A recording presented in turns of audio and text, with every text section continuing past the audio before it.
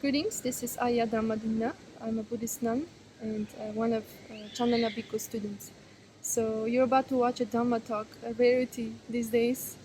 So just wanted to make a quick note that as a monk, Bhante survives on donations from viewers like you. He's a homeless monk. He doesn't have the support of a Buddhist community.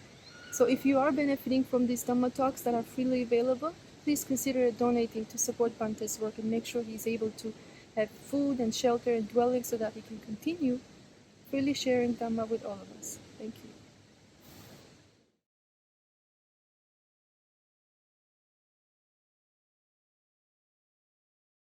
Hey, I chose a discourse, a sutta for us that helps us to better acquaint ourselves with this phenomenon that is so fleeting, so obvious, yet so quick for us to not notice, namely impermanence. Anicca in the Dhamma, we call it anicca. Things not being the same. For today's talk, I chose the sutta from the Samyutta Nikaya that discusses in a series of, with the help of series of similes that Lord Buddha uses so masterfully to help us understand the perception of impermanence. What I notice oftentimes, be it with Dhamma teachers, in this case I'm referring to monks, bhikkhus, translators, scholars, as well as students, in fact, of the Dhamma, we have a tendency of picking up a term here and there and treating it as if it were another term that we're learning in, in undergrad college courses, or in a book that we just discovered, a section from a book, and maybe a line or two that speaks to us, has a unique impact on us, on the psyche. So we attach ourselves to that. And now we project our narrative, our worldview, and especially our way of interpreting life as such under the umbrella of that term or similar terms. So anicca, somehow or other, has come to be one of those terms where individuals just blurt out, just say, oh, it's just anicca. What are you going to do? Anicca, anicca. It's like karma or kamma. Oh, it's my kamma. Most people have no idea what they're talking about. And that also includes the scholars or the so-called teachers. So we have a tendency of philosophizing these terms, and we cut them out of our lives. They're so real. In this case, anicca is so present. It's so big that we don't notice it. That's the irony. So you have individuals who explain it away as just another, yeah, it's a factual thing, and it's a principle, but it's just one of the things that Lord Buddha taught, and let's move on. It's not even one of the three declarations. There was one teacher who was claiming that. The whole Dhamma, the teaching, that Lord Buddha shared with us has a lot to do with tapping into, if you want to call it the secret of decoding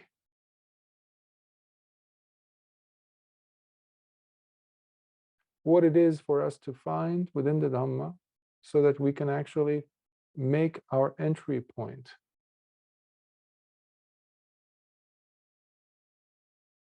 And if there is such a place, if there is such a point, anicca in my book definitely serves that role, because it's one of the first things that I was taught over 3 decades ago by my first teacher. He called it the 3 signatas or signatas. Anicca, dukkha, anatta. Anicca. So today's talk, of course, you cannot separate it from the other 2, dukkha and anatta. Nevertheless, the interesting thing that Lord Buddha knew, it's obvious now that we can see it in the discourses, that the formula is so that if you understand, if you are able to recognize or decode, as I was using that term, what anicca represents, suddenly the other ones also reveal themselves. It's inescapable. Anyone who has seen anicca, they will also see dukkha. They will also see anatta. This is something that oftentimes is ignored. So this is not a principle to learn or to, learn by, rote, or as they say, or just like memorize. It's far beyond that. And from the long discourses, for example, in the Digha Nikaya, Sutta number 33, we have Venerable Sariputta. When Lord Buddha was getting tired, he asked Venerable Sariputta to go ahead and do the recitation of the principles that go in a numerical structure. This is Sutta number 33, the one previous to the last. So in the long discourses or Digha Nikaya, we have 34 suttas. So in it, Venerable Sariputta takes, gives a special attention to the 5 perceptions, he calls it, the pancha saññā, that lead to vimukha or vimutti, liberation, freedom. He says, the first of which is the perception of impermanence. One must know that. So that is where we start from, impermanence. Wherever you go, you cannot start with your own ideas about the Dhamma. You have to start from something that is concrete, and you're not going to find anything more concrete than impermanence. Yes, it's even within the dukkha itself, before dukkha happens.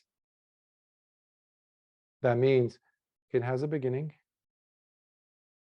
it has a middle, and it has an end. Hence, impermanence. There's nothing for us to latch on to. Because the second perception is the perception of suffering that is found within impermanence itself. So suffering comes out of impermanence. The fact that there is impermanence, the loved one that you're holding in your hands, in your arms, they're not going to stay there. Just that realization. When you've been looking all your life for that one thing, whatever, or one person, whatever it may be, and you get it, the very moment that you got it, you also know, if you're perceptive enough, you will also see that you will lose it. Be it something as, people pursue, like love, people, countries, people look for liberation or freedom, independence. It could be taken away from you, and it will be taken away from you sooner or later. And the third one is the perception of non-substantiality, anatta. Venerable Sariputta says, within the suffering. So there's the absence of personality there within suffering, because it's simply the way it is. However, if you remember from the vipallasas or the distortions in the mind that I've shared with you, and it's in the suttas all over, one of the distortions is that we like to attribute some level of, or some permanency, solidity, onto the thing that is under question, in question. So everything is conditioned in life. Hence, everything is impermanent. And because everything is impermanent, everything is suffering. For that reason, we approach the Dhamma in a different way. We don't approach it. We approach Nibbana in a different way, liberation in a different way. That's why Nibbana is called the unconditioned. Last week's theme was the deathless, amata.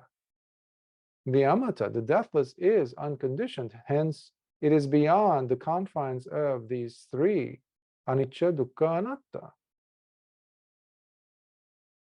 And then Venerable Sariputta mentions the perception of giving up, relinquishing, walking away, which leads us to the fifth perception, and that is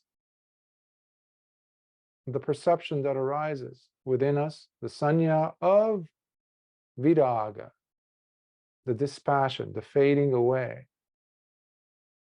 But it will not fade away, these passions, these lusts, these attachments that we have, the constantly falling into the same trap, the same, being like the hamster in a wheel, in that wheel, turning away forever.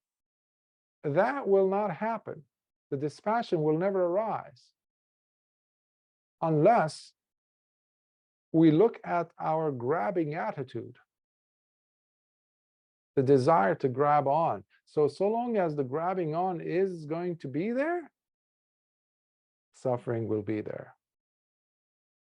So it's one of the saddest things that I've noticed when individuals approach seeking guidance or questions that they have to get them somewhat answered, and they have all these containers of junk that they're carrying over their head with all these terms and ideas and perceptions upon perceptions, and they're holding on to them for dear life. They've turned, basically, in their mind, what they are thinking is the deathless or the unconditioned. They've turned it into something conditioned in their minds. So it's a matter of figuring things out. Another technique for them to figure out this, it's a puzzle. It's not. It requires a level of understanding that must be there. So as we're going over through today's sutta,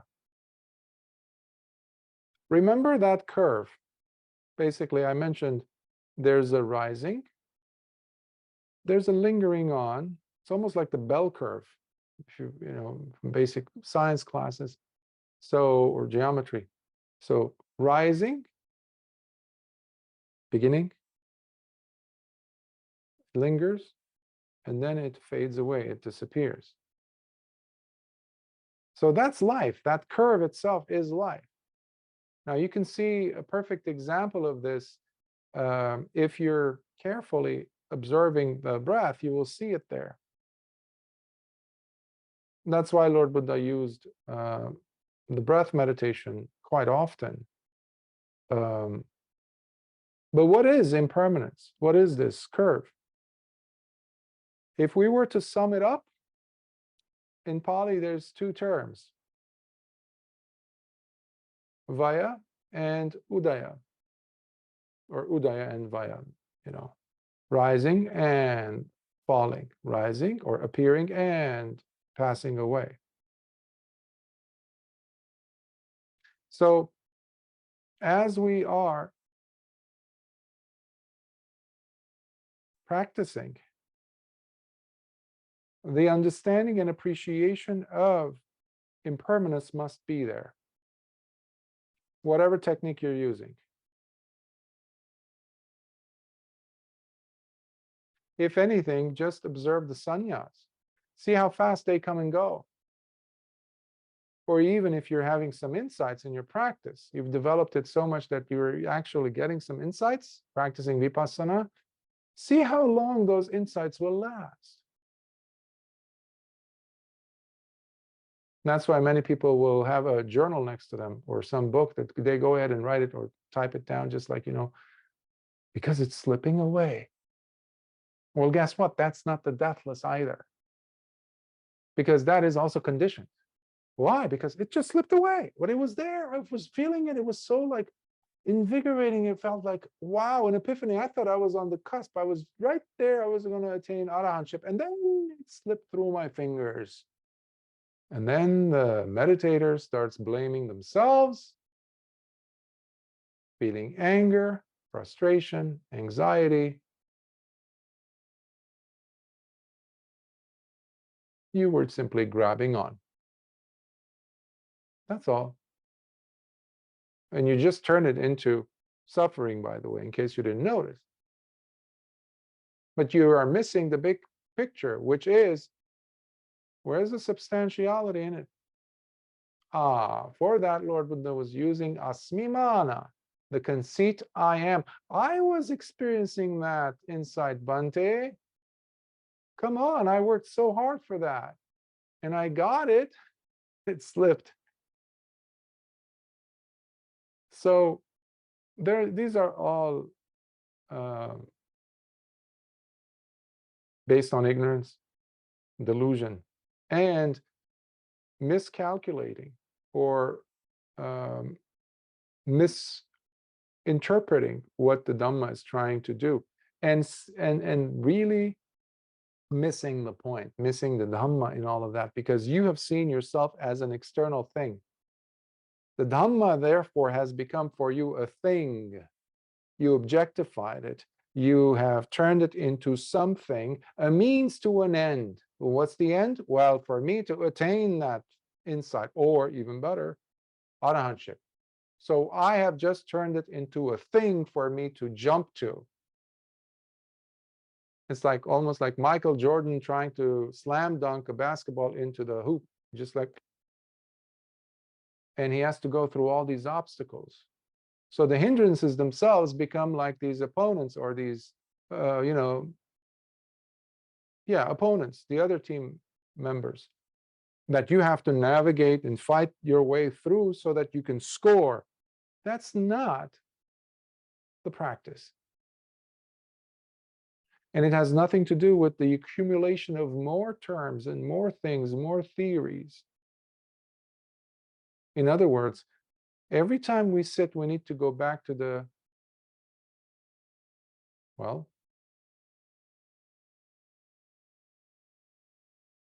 beginning. We have to start from scratch. We cannot assume. So this is where understanding the Dhamma through the suttas really is valuable, because here you will understand the difference between udaya and vaya, the rising and falling, the appearing and vanishing, or disappearing, or fading away. So the correct way of doing this is you understand the arising. That's number one. That's number one. Then you go ahead and you see how it goes down. Whatever arose, it's going to go down. So it has a ceasing. So the first one is called samudaya, the other one is called attagama. So going down, disappearing, ceasing. So if you are applying sati and panya, you will be able to see it. So you don't hitch a ride with whatever is rising. The emotion, the feeling. Usually the feelings are the dictates, the things that dictate, rather, everything else that follows. Concepts originate from feelings, often. You get triggered. So all of a sudden, something arises and you're gone for the ride. But if you have sati and sampajanya, what you're doing is you're saying, oh, wait a minute, I'm waiting for this thing to vanish. And lo and behold, it does. Because you also, right after that, you will see that individuals are running after the satisfaction or the gratification from that. And that is called asada. Putujanas go after whatever rises. They go with that. They refuse to see that it too will vanish. And instead, they promise themselves the gratification that is going to come from that thing that arose, that originated. And as a result, they suffer the misery. The misery, some people call it the terror, the trap, and that's called adinava. But the wiser person who's practicing sati and sampajanya is able to see that, because they didn't go, they didn't just blindly follow simply because the thing arose. They also said, wait a minute, whatever arises disappears, ceases, vanishes. And let's not forget, that very single statement was enough for Venerable Sariputta, for Upatissa to become Venerable Sariputta. He became a Sotapanna simply because he did not follow along with Samudaya. He heard Venerable Assaji say, my teacher, the great Samana, teaches us that whatever arises has a cause. Boom. He didn't even get to the ceasing part. That was Venerable, call it Venerable Mahamoggallana. So you're seeing the trappings of this. That's why it's so critical for us to see the arising, which is the samudaya. So once you see the samudaya and you're carefully observing with sati and sampajanya, you're seeing the rising, the falling, the gratification or satisfaction that everyone is running after, holding on to. That's what this means. And because of that, because all things are conditioned, they fall. And that's why the person jumps to something else, ignores the whole thing. But the wiser person, the true practitioner of the Dhamma, does that one extra thing. He walks away, or she walks away. And that is called stepping out, or nissarana. Because that's enough for such a person to see, to witness, to observe. And this is key as we are listening to or going through this sutta, which comes to us from as I mentioned, Samyutta Nikaya. It's sutta number 22.102, and it is from the so therefore it's the connected discourses. It's from the Khandavagga Samyutta, the connected discourses dealing with the khandas or the aggregates. And then from the section called the Puppha, or the flowers, a group of discourses that have to do with the flowers. So this one is called the sutta for today is Anicca Saññā Sutta. So whatever I shared with you just now, so play that in the background in connection with whatever you're hearing. See,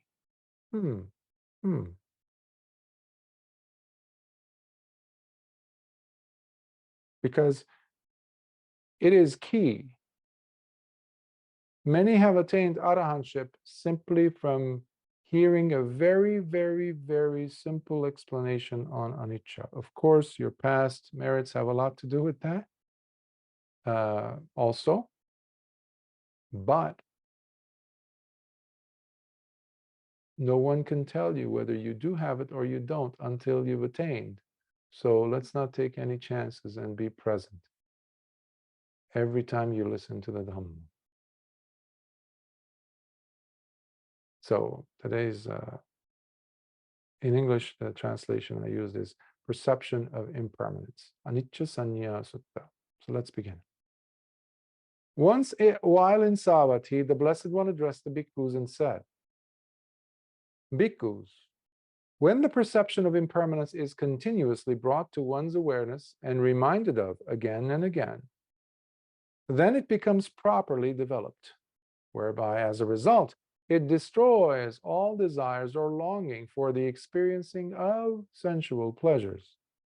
It destroys all desires or longing for further re-becoming and rebirth. And it puts an end to and destroys all ignorance, while also eradicating the conceit, I am, from its very roots. What I was saying earlier, asmimana. Imagine, bhikkhus, how during the autumn season, the farmer ceaselessly plows his farmland clean from all the leftover root systems from the previous harvest, along with all the shrubs that had grown. As he cuts through them, plows, and even pulls them by hand, one by one, if necessary. In just the same manner, bhikkhus, when the perception of impermanence is continuously brought to one's awareness and reminded of again and again, then it becomes properly developed, whereby, as a result, it destroys all desires or longing for the experiencing of sensual pleasures. It destroys all desires or longing for further re-becoming and rebirth. And it puts an end to and destroys all ignorance, while also eradicating the conceit, I am, from its very roots. It's interesting how, well, first of all, the last three, the major, the qualities that come out of the person, the experiencing of sensuality, sensual pleasures, etc. What the reference is being made to here or for is the asavas, kamasava, bhavasava, and avijjasava. Those three. These are the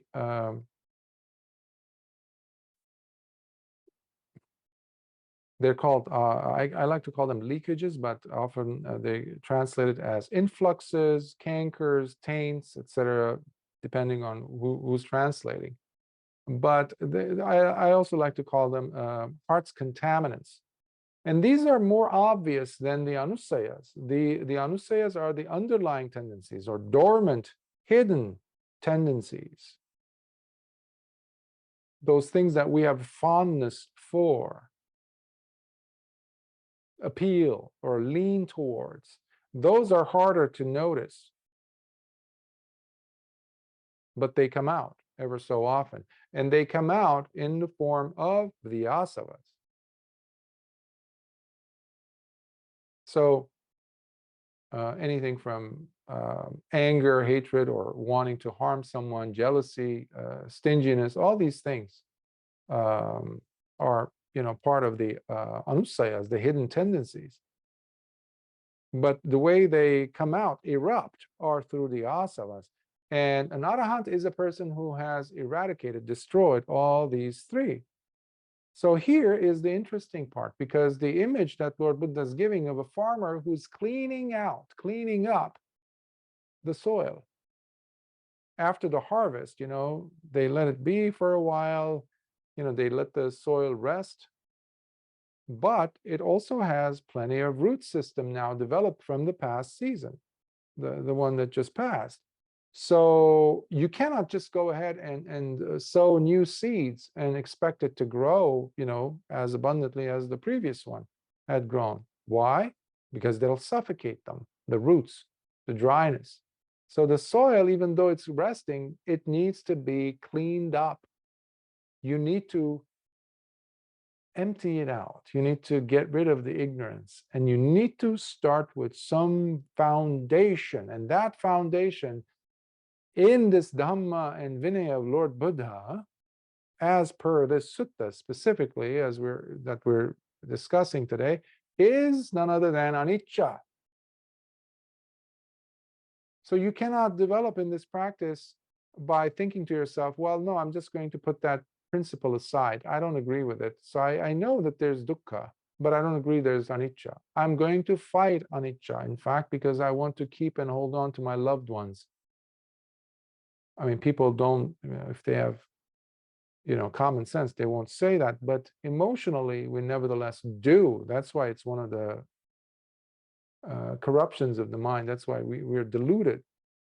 We turn something that is impermanent as permanent. So Lord Buddha here is strategically or masterfully using this example of a farmer who before goes ahead and sows the new seeds in preparation for the new harvest that's down the road. He needs to make sure the soil is ready, clean, foundationally appropriate. So this is key to our practice. So please, my encouragement here is for you to not take these principles as principles for you to memorize or to know or to have it in your dossier of principles, other principles you've learned, and later on at the end of the day feel good about yourself that you know Buddhism or you know some things about Buddhism, or that you understand what anicca is, and that's the end of it. There's too many people, way too many people with intellectual understanding, perhaps, of the Dhamma, but nothing else. And it's painful. It doesn't bring insight. It doesn't bring understanding. It definitely does not bring state of nobility, which apparently everybody these days was read a little bit about. The Arya Savakas seems to be very infatuated with, becoming an arahant, it's becoming part of the vernacular of all students of Buddhism, it seems. But here I would like to jump to another sutta. I'll come back to this one in a second, but this one is from the Anguttara Nikaya, and it bears pretty much the same name. It's called the Anicca Sutta, which is the impermanence section, the sutta called on impermanence, from the Anguttara Nikaya, book of the sixes, and it's sutta number 98. I didn't put this up on the website because this was I just realized, I can refer to this sutta because they work hand in hand because of what we're going to hear here Lord Buddha mention. He says, bhikkhus, that bhikkhu who sees any conditioned phenomena as permanent, it will become impossible for him to possess the gentle, forbearing disposition necessary for the training. Gentle, forbearing disposition necessary for the training. We need patience, something that is lacking in majority of the people who are presuming to be practicing, all those who are seriously practicing, genuinely dedicated to the practice. It often is missing. Khanti, that level of patience and forbearance, to have that disposition is absolutely necessary, Lord Buddha is saying, for the training. He continues, without having the gentle, forbearing disposition necessary for the training, it is impossible for him to enter the wholesome, unwavering, and assured path that takes one to the states of nobility. States of nobility, we're talking about the four primary Aryas, Sotapanna, Sakadagami, Anagami, and Arahant. Without entering the wholesome, unwavering, and assured path that takes one to the states of nobility, it is impossible that he would realize the fruit of stream entry or the fruit of once returning, or the fruit of non-returning, or of arahantship. However, bhikkhus, in the case of that bhikkhu who sees all conditioned phenomena as impermanent, it will become possible for him to possess the gentle, forbearing disposition necessary for the training. This also includes within it kindness towards yourself. Not being so crude and harsh, so rigid with yourself, which I see a lot these days with people. People have become so goal-oriented, and they brought that mindset. I mean, it might have worked for you in college and university and business, maybe even the way that you run your relationships. I don't know how the outcome of that would be, but definitely this won't work in the Dhamma. But this is what I see a lot people doing. Not too long ago, I asked a person who was so demanding of others. And, they're supposed to do this, they're supposed to do this. I said, okay. Most of the conversation had to do with others. And I said, do you think you're important? And she was like, yeah, she evaded the question, basically. And she again went off on others. And I said, no, come over here, come over here, come. Do you think you are important? She said, no. Flat out, she said, no. This is at the crux of the problem, because the person is pushing and shoving oneself, somehow wanting to get to arahantship. Pushing and shoving and kicking oneself to get to arahantship. And we call that meditation. We call that going on retreats. Even in some cases, unfortunately, practicing sila. That's not it. That's not the healthy attitude. The attitude has to be fixed first. So forbearing, gentle forbearing disposition is key, Lord Buddha is saying, to attain, to just be, to be happy. In other suttas, including the Anguttara Nikaya, Samyutta Nikaya, even parts of the Digha Nikaya, you see Lord Buddha saying, Piti manasa kayang pasambati.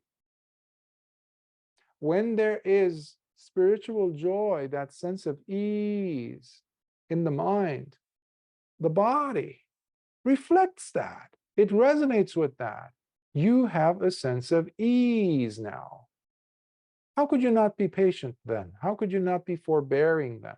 This needs to be there with every sit.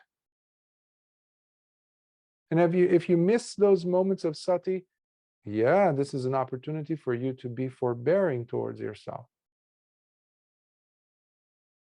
Lord Buddha didn't have a stick with him, a cane with which he would beat the monks who were not practicing sati, for example. No such thing. He was kind. And when the person needed scolding, he would scold them, but he wouldn't stay there. Lord Buddha continues, by having the gentle, forbearing disposition necessary for the training, it is possible for him to enter the wholesome, unwavering, and assured path that takes him to the states of nobility. By entering the wholesome, unwavering, and assured path that takes him to the states of nobility, it becomes possible for him to realize the fruit of stream and tree, the fruit of once returning, the fruit of non-returning, and of arahantship. That will take you to states of nobility, but not trying to go on debating forums, trying to argue your point. That's never going to get you anywhere near the Dhamma. In fact, you won't even be in the vicinity of the Dhamma. Sutta Nipata, Book of the Fours, Book of the Threes, you see it all over. Lord Buddha is discouraging people from getting into debates to prove my point over yours. And he says, no wise person has ever come out of any debates. But that's what we have in the world of Jordan Peterson and all these talk shows and all these things that are going on with the world. Everybody's trying to, or Piers Morgan, I think, all these characters that I get to hear about. Everybody's dying to prove the other person wrong. Well, no smart person is going to come out as a wise person is going to come out as the outcome of such a debate. It's futile, a waste.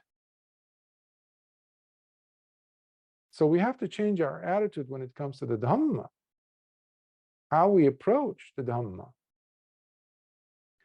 And Lord Buddha, we're back to Anicca Saññā now, and back to the Samyutta Nikaya. I just want to share those two paragraphs from the Anguttara Nikaya, from the Book of the Sixes. So now we're back to the main sutta of today.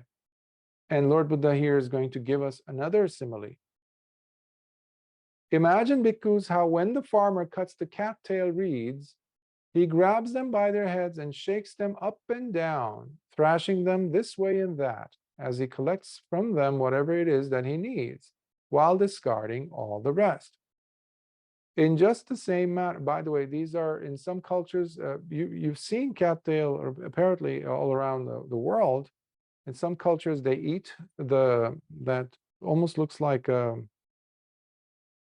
well, like a sausage, I guess. I don't know. It's cylindrical and it's at the end of a reed.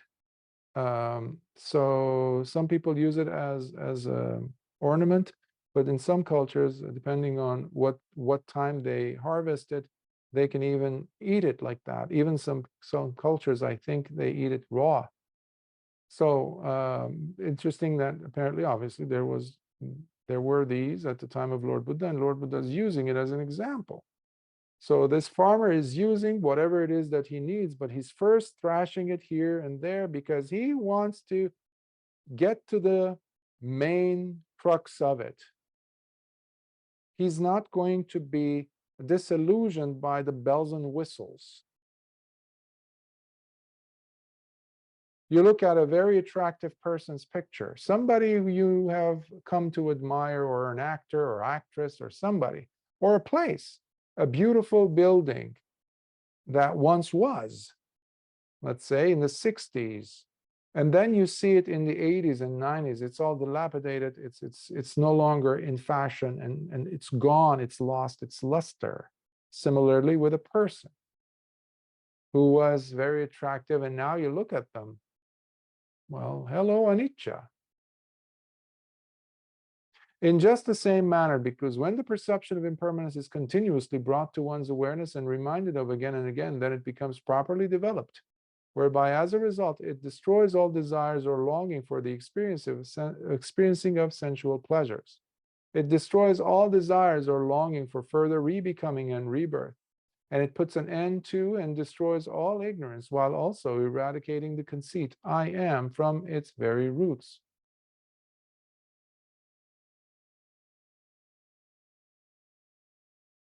One of the tools that we could use to address these asavas is, one of the best tools is the anicca, principle of anicca.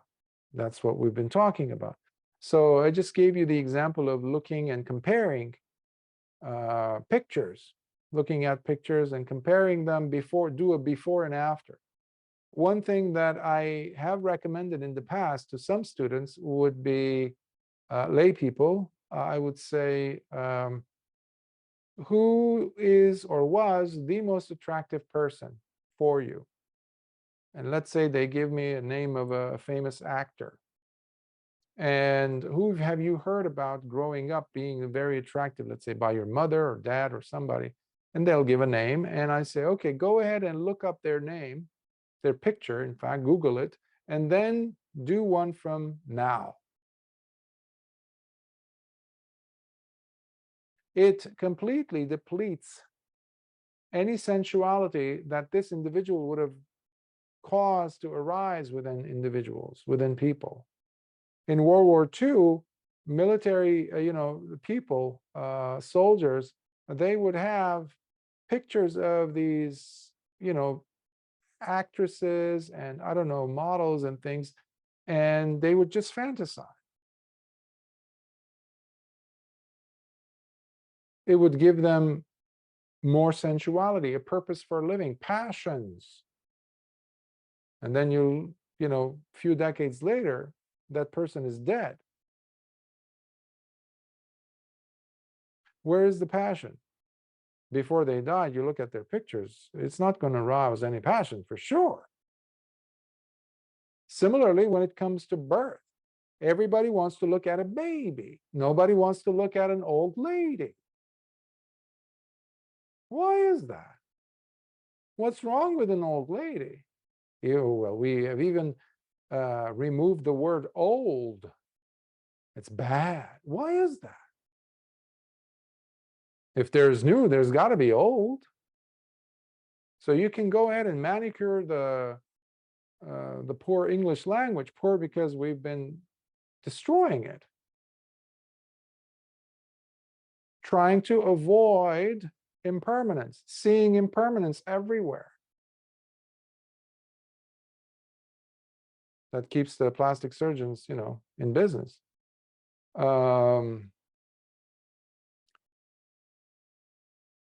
See, imagine bhikkhus, so this is the third simile, how when the farmer approaches a mango tree and cuts down a branch that has on it a cluster of mangoes, and by grabbing that branch itself, he will know that he is also holding the entire cluster of mangoes all together, seeing that they are all attached to that branch. In just the same manner, bhikkhus, when the perception of impermanence is continuously brought to one's awareness and reminded of again and again, then it becomes properly developed, whereby as a result it destroys all desires or longing for the experiencing of sensual pleasures, bhavasava, avijjasava, as well as the conceit I am, asmimana, from its very roots. So here we have a simile of mangoes. If you've ever been to Asia, same thing happens also with coconuts. I've seen people, although the coconuts would be heavier to carry, but you see them carrying a cluster of these, just like in the case of bananas. So here, however, it's interesting what Lord Buddha is trying to say. Remember, he's still referring, the whole sutta is about anicca. He's still trying to nail it into the heads of the bhikkhus, the listeners, that if you get the principle of anicca down into your gut, if you really understand it, absorb it, you will get to see that it is like holding on to the tail end of the branch that's holding so many mangoes. That means, in this case, so many other principles of the Dhamma become clear, including dukkha and anatta. Because I see people sometimes separating one over the other. They don't want to hear anything about anicca or anatta. They want to hear me talk about dukkha. Okay. But know one thing, any one of these can be the gateway, as I was saying in the beginning, for your understanding to grow exponentially if you get one of them right. And anicca is one of the best for you because it's all around. I've given this example many, many times to you, where when I was a teenager, my mom would give me like a Windex for, not a Windex, but for cleaning up the table, the wooden table, and from the dust. So I would just wipe it clean, and I would feel so happy because it's now shiny and clean, this and that. I would go do something else, come back, and there's some dust, but I just wiped it. So I would do it again. I would go and come back, and it would just, some dust would be there. It would be very annoying. Well, that's anicca. How many times a week do you eat? How many times do you have to shower? There's your evidence for anicca. How many times do you have to go to work? Do the same thing, brush your teeth. So for a person who is probing, trying to understand the Dhamma more and more every day, they will start seeing these principles outside of the scholarly academic book frame. They will bring it, invite it into their lives, and that's the only place where you can actually see the Dhamma. You can practice the Dhamma. You're not going to be able to see the Dhamma in books. It's not possible. It becomes relevant when it touches your life. It becomes real, in fact. You breathe life into the Dhamma when you invite it into your life. Imagine, bhikkhus, how the beams supporting the structure of a peaked roof are all built and arranged in such a way so as to maintain the stability of the roof, which makes it their main point of focus, where those supporting beams all lean and incline towards and converge at the peaked roof. In just the same manner, bhikkhus, excuse me, when the perception of impermanence is continuously brought to one's awareness and reminded of again and again, then it becomes properly developed, whereby as a result it destroys all desires or longing for the experiencing of sensual pleasures. It destroys all desires for longing for further rebecoming and rebirth, and it puts an end to and destroys all ignorance while also eradicating the conceit I am from its very roots. We're very selective with life. We're very selective as to what we're seeing. We want to get a snapshot and we put that on the living, breathing life that's happening in front of us. And we want to just see the still image of whatever we captured, whatever we want to see as life. That's in psychology, sometimes it's called projections. Lord Buddha calls it saññās, of course, perception. Sometimes it's a memory, which oftentimes it's a flawed memory because it does not reflect the whole picture. It's very much tinged, attached, marred by how we felt while that thing was happening. What we wanted to extract from that experience, that's what we're seeing in that image. Meanwhile, life is playing right in front of us, but we're not there to see it. Why? Well, because we are seeing form not as form. We are attributing a self to that form. Either myself has a position towards that form, or that thing is representing something for me. And Lord Buddha, in another sutta which we've covered in the past, Bhavana, Samadhi Bhavana Sutta, where Lord Buddha says, one has to, in order for you to attain arahantship, you need to understand the asavas need to be destroyed. That has to be done. But how do you bring it about? He says the bhikkhu has to see form and identify it. Oh, this is form, and this is the arising of form. This is form, this is the arising of form. Oh, and this is the vanishing of form. Remember, it could be a sound, it could be an actual form, a light. People go ahead chasing after rainbows. And then similarly with feeling, Lord Buddha says, the bhikkhu must recognize feeling as feeling, not because it's a beautiful feeling or a terrible feeling, no, just see it as feeling. But it had a start, it had a start. So what was the start? It had a rising point, okay. And because it arose, samudaya, it also has a what? Vanishing point. That's the other tail end of the curve I was talking about. And similarly with perceptions that arise, memories that arise.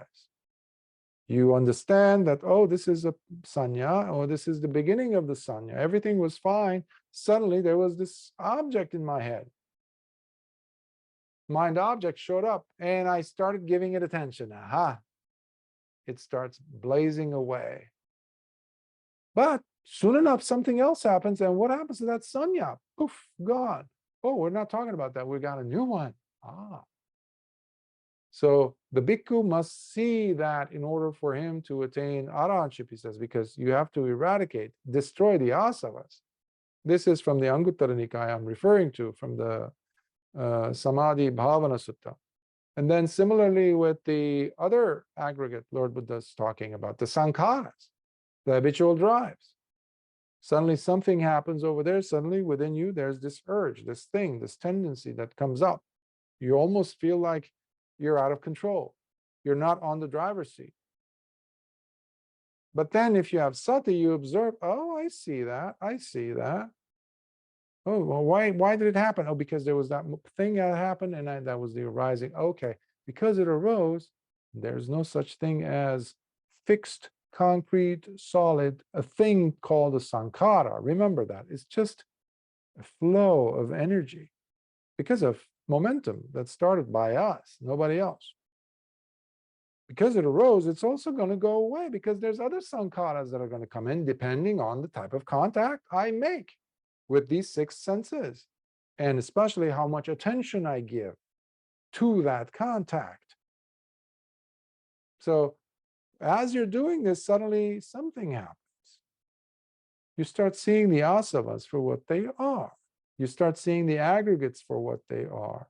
And Lord Buddha also lists the fifth aggregate, the khanda, which is the vijnana. And then he says the bhikkhu should see the aggregate of consciousness as what it is. And then he says, okay, what caused it? What caused it? I heard a sound, a sharp sound. Okay. And that sound pulled me in, or I started leaning into it. I made it into a story. But the wiser bhikkhu will sit here and see, okay, hold on. That's the consciousness. That just, okay, that's consciousness. Okay. And because of that trigger, because I have a functioning ear so far, I detected that. Okay, then I built a relationship. Okay, there's the consciousness. I see. So it arose there, yeah? Yes, it did. Because it arose, it's going to go away. So you basically have eliminated any chances for the asmimana to kick in. So you don't have the blindness or the absent-mindedness to allow the conceit I am to be promoted there. So similarly here, Lord Buddha is using the example of the structure of a building, peaked roof. In Vesali, there's the Lichavis used to have this special place where the monks would gather, recluses would gather, and it's called the peaked roof. Lord Buddha has given many discourses there. So in some cultures they still like build it, so it's like beams, but they're held up by this other beam that's held up by another beam, so they all meet, however, at the peaked roof. So similarly, the reference here is for anicca.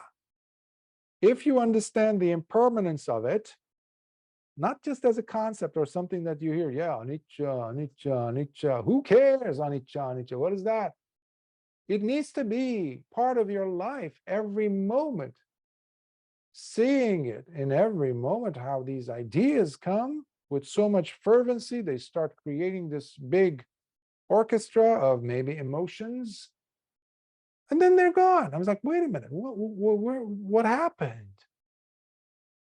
The party's over suddenly, and there's another one?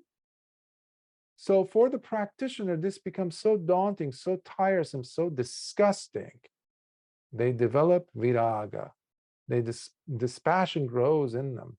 They get, it's so abhorring, it's so disgusting for them to be caught in this constant toss and turn and being slapped around by the conditionality of life. And this is where Dhamma becomes alive for the person, and they finally start to look for a way out, simply because, not because they want to get another title. Oh, I want to become an anagami. Because they want to be released from suffering, because it's suffering, because they are seeing these things happen constantly. If it's not one thing, it's another. The body aches all of a sudden. Yeah, you scratch it and then it's gone and something else happens. And then something else. It's nonstop. This Dhamma is not for everyone. This is not something to be put on one's resume. This is for someone who is seeking a way out. They're tired of this nonsense. It's painful. It's for those. Not for those who are seeking prestige, titles, or recognition, fame, whatever nonsense, money, for whatever reason. So anicca. Imagine, bhikkhus, how among all fragrant roots that are used to produce the most valuable of perfumes and fragrances, the kala anusari, forest root, is considered the very best and the most exquisite among them. Because you can actually make other fragrances from such a potent, fragrant, in this case, root.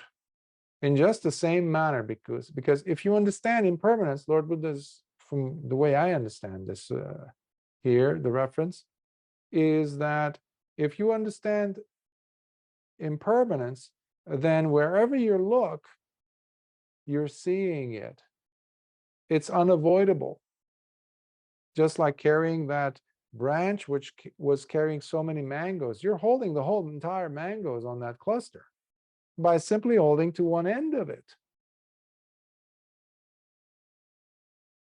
So being reminded of again and again, then it becomes properly developed, and whereby as a result, it destroys all desires or longing for the experiencing of sensual pleasures, destroys all desires for longing for further re-becoming and rebirth, and it puts an end to and destroys all ignorance, while also eradicating the conceit I am from its very roots. Imagine, bhikkhus, how among all trees and that produce fragrant heartwood, used to produce the most valuable of perfumes and fragrances, the red sandalwood is considered the very best and the most exquisite among them. In just the same manner, bhikkhus, when the perception of impermanence is continuously brought to one's awareness and reminded of again and again, then it becomes properly developed, whereby as a result it destroys all desires or longing for the experiencing of sensual pleasures, for re-becoming and rebirth, and puts an end destroying all ignorance, while eradicating the conceit I am from its very roots. Similarly, so Lord Buddha loved to use similes because of their potency in delivering, if not this time, then sometime later. If not this person, some other person would resonate, because images are really, they speak to us far better than words do. Part of the brain has developed far earlier before we understood words, letters, images, because we see. Over 70% of our information that we gather day to day is through the eyes, whether it's the physical eyes or the mental eyes. So the mental eyes, in a sense, making up words, but you understand what I'm referring to, have been gathered because of what the visual cortex has been bringing in all throughout one's life, as well as imagination. So here the use of the red sandalwood is the same as the orris, the root fragrance. Imagine, bhikkhus, how every one of the the other one. Imagine, bhikkhus, how among all fragrant flowers that are used to produce the most valuable of perfumes and fragrances, the white plumeria is considered the very best and the most exquisite among them. In just the same manner, bhikkhus, when the perception of impermanence is continuously brought to one's awareness and reminded of again and again, then it becomes properly developed, whereby as a result it destroys the three asavas as well as the conceit I am. I'm abbreviating, of course. But again, I've said it many times, the sutta is available on the website. So I recommend you print it out and you go over it at your own pace. But it's important for you to go over these sections. So same thing here with plumeria. Some books give it a different name entirely. Some have called it even, I think there was one place they called it like a bug or, ladybug or something odd. Some people call it jasmine, but, different positions are there. But there's also references where it could also be plumeria, not a jasmine, because if you've ever been close to a plumeria tree, especially in the tropics, just one tree sometimes is enough to fill up the whole neighborhood with this incredibly delightful fragrance, especially at certain times of the day, like in the morning or in the evening before sundown, or even at night. So it has a quite exquisite fragrance to it, especially the white plumeria. White with a tinge of yellow in the center. Imagine, bhikkhus, how every one of the many kings, princes, and stewards ruling under the kingship of the universal wheel-turning monarch, that's a Chakravartin, considers the universal wheel-turning monarch to be their chief, their almighty overlord, and the very best among them. So every king, every steward, vassal, or whatever, is, no matter the title that they are a king, when there is a universal wheel-turning monarch who rules by the Dhamma, doesn't spill any blood, yet everybody bows to them because they rule with the Dhamma, and the entire world under their dominion becomes almost like a Deva realm, but in the world. So and they are very rare to happen, to occur. So but here, because the head, just like the peaked roof, is the most crucial part. Similarly, this is reference still to the anicca, perception of impermanence. When we have that as the crown jewel, wherever you go, Mara will not be able to defeat you. I mentioned to you Bhante Nyanananda's book, Bhante Katukurunde Nyanananda's book of Miracle of Contact, where he uses this brilliant image of us playing a match with a table tennis match with Mara. Mara keeps on serving us the ball. We have to respond, but we have to make sure it doesn't bounce the ball. We have to hit it back quickly. And the way we hit it back sufficiently with right yoniso manasikara is with the wonderful, powerful, lethal weapon of perception of impermanence. Because Mara is going to throw some very, very compelling situations at you, scenarios, images, sounds, feelings, perceptions, etc. The best way to beat Mara in his game is to use the perception of impermanence. That's the, you don't have to, philosophize or anything. Just ask, is this thing going to stay forever like this? This pain, this suffering? No. Okay. Do things, conditions, things stay forever? No. In the Pachalayamana Sutta, where Lord Buddha is encouraging Venerable Mahamoggallana to practice diligently, and he gives him that short, brief instruction that the Venerable is asking for from his teacher, and he says, Moggallana, remember, Sabbe Dhamma Nalang Abhinivesaya, there is nothing to be clung to.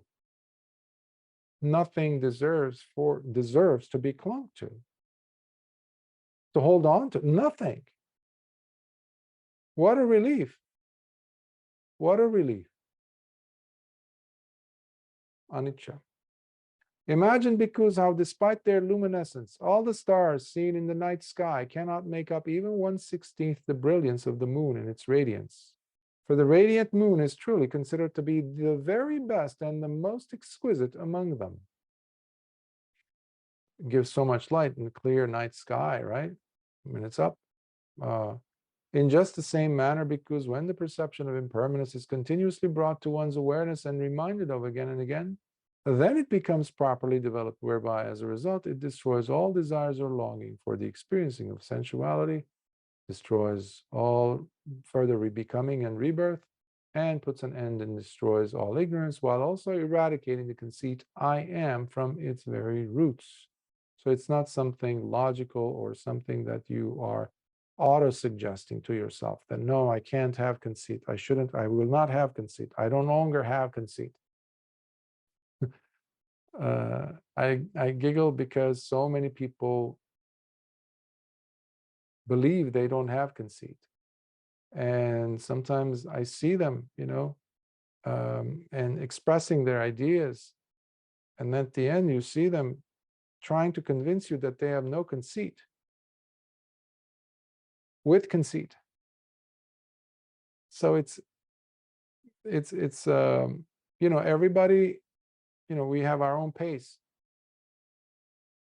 The urgency has to be the dictating factor, which I was referring to earlier, how it must be compelling for you to end this cycle of suffering. That urgency itself, because you're disgusted, does not leave any room for conceit to be there. I am better than you. You are less than me. That doesn't, or you are better than me. I am less than you, or we are equal. Those are three aspects of conceit. They have to go.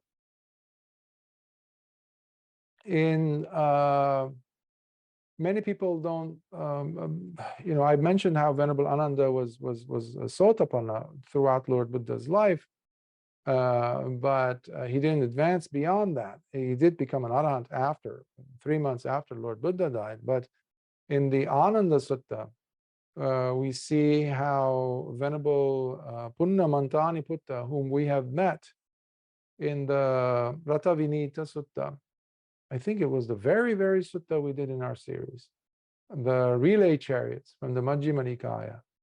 That same Venerable Punnamantani Putta from the Sakyan country, he once was telling Venerable Ananda that in order for you to have I, the sense of I am, the conceit I am, it must be dependent on something, not without dependence.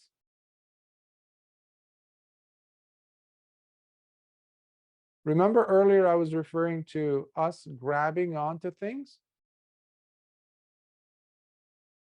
That is the dependence. Whereas the smart person goes ahead and sees that, samudaya, and then the fact that it will vanish, and then the fact that there's this gratification that people are after, and then they're refusing to see the trappings of it. They're refusing to see the fear of it, the fall, the terrible traps of that. They realize this and then they walk away. Nissarana. That is the opposite of depending, which is grabbing onto the thing that is being liked, attached to. As Lord Buddha was telling Venerable Mahamoggala, nothing deserves to be attached to.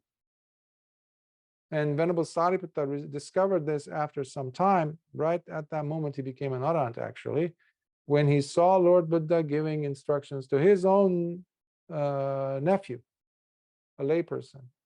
And Venerable Sariputta saw how he was fanning Lord Buddha in that heat. He saw how Lord Buddha, as he was teaching the Dhamma to this young man, he was not attached to the Dhamma itself.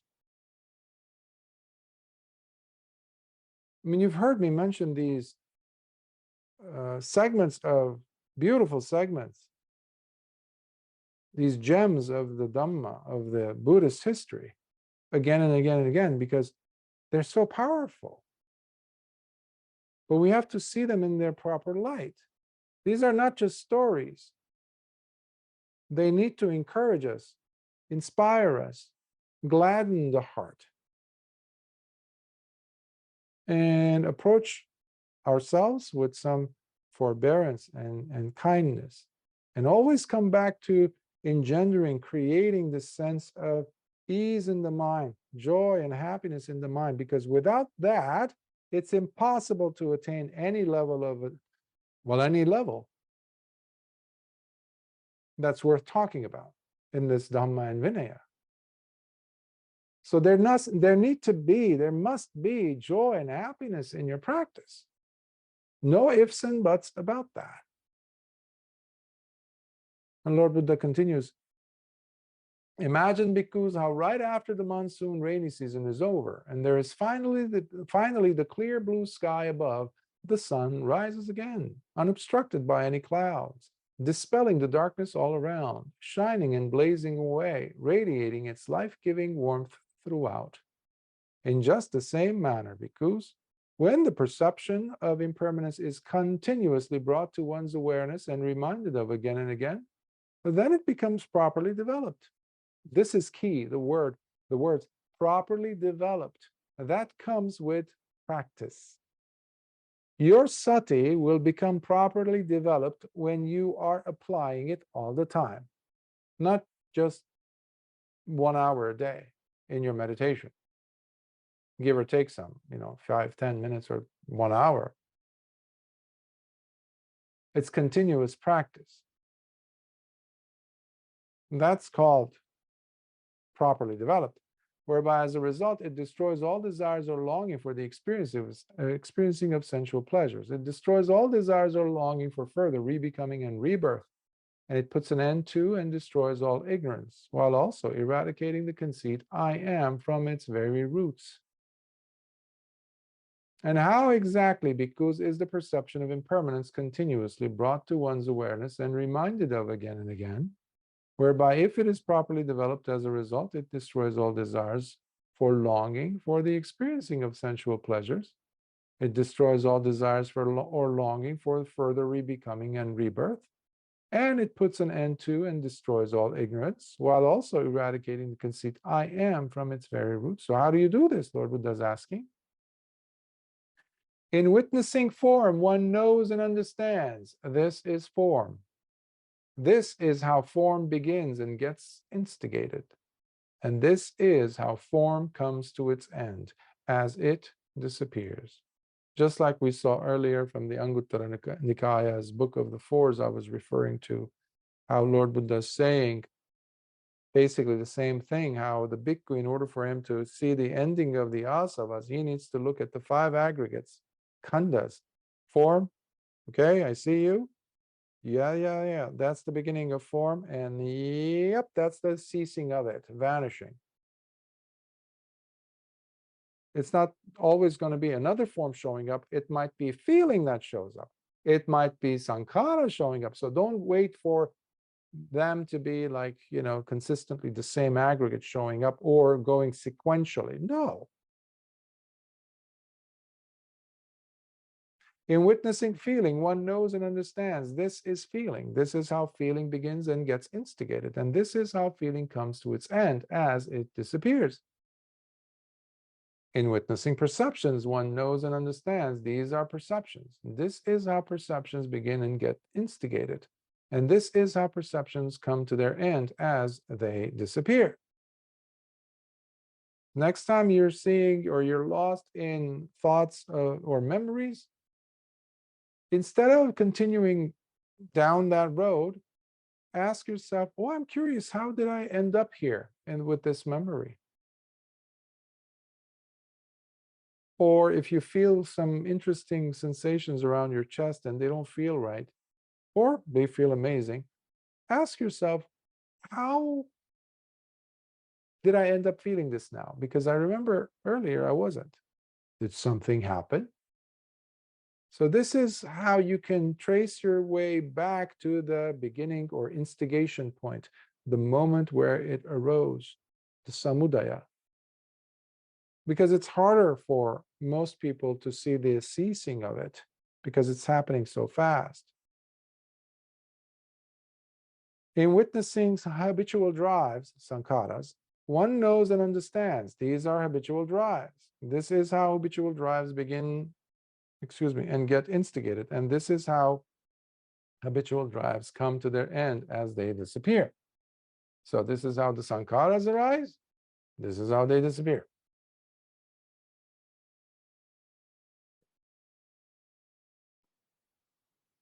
In witnessing consciousness, vijnana, one knows and understands this is consciousness. This is how consciousness begins by finding its origin. And this is how consciousness comes to its end as it disappears. In this manner, bhikkhus, the perception of impermanence is continuously brought to one's awareness and reminded of again and again as it becomes properly developed, whereby as a result it destroys all desires or longing for the experiencing of sensual pleasures. It destroys all desires or longing for further rebecoming and rebirth, as it puts an end to and destroys all ignorance, while also eradicating the conceit I am from its very roots. Sadhu, sadhu,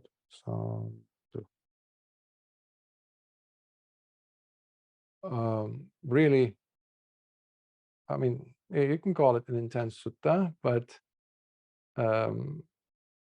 it's it really tries to put things, in simple form to help us develop a relationship with this term that oftentimes has become just another principle, a philosophical premise or a given that many people are satisfied with just keeping it like that, having nothing to do with their life. And it's Lord Buddha saying, no, this is the way to Nibbana. You understand this and you've deleted, you've eradicated the asavas. The passions don't have anything on you anymore. You are not led by stimulation of the senses or the pleasures, he's saying. You won't have to worry about taking another birth, he's saying, because you've beaten death, you've beaten ignorance, simply by understanding the role of impermanence in every aspect of your life. Not everyone is going to experience or is experiencing a nobility state, as one of the suttas I was referring to was saying, but we all can experience or are experiencing some level of impermanence on a daily basis, or on an hourly or minute by minute basis. So we can start from there. So I will stop here and see if there are any questions, comments.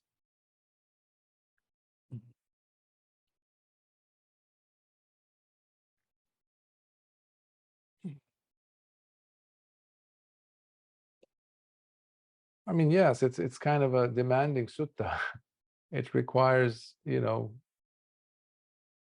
simple because, yeah, it's simple sounding or appearing because of the fact that there's similes also.